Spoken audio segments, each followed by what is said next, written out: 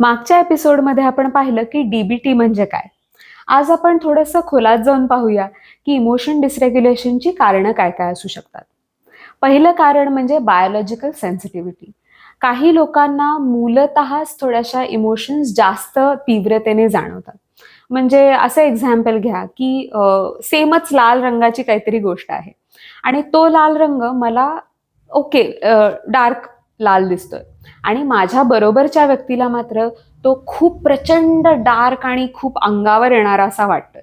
So हा जो sensitivity मधला फरक आहे तसा इमोशनल सेन्सिटिव्हिटी मध्ये सुद्धा फरक असू शकतो. दुसरा भाग म्हणजे एन्व्हायरमेंट कसं आहे. काही लोकांना लहानपणीपासूनच किंवा नंतर काही ट्रॉमा होतो किंवा काही काही लोकांच्या आयुष्यामध्ये खूप क्रिटिसाइज करणारी लोक असतात, इनव्हॅलिडेट करणारी लोक असतात किंवा इमोशन्स एक्नॉलेज पण त्यांच्या होत नाहीत.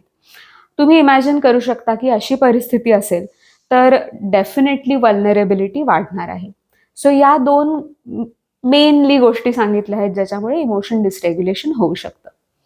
पुढच्या एपिसोडमध्ये आपण बघणार आहोत की स्किल्स काय काय आहेत ज्याच्यामुळे आपण इमोशन डिसरेग्युलेशन मॅनेज करू शकतो आणि रेग्युलेट करू शकतो. थँक्यू.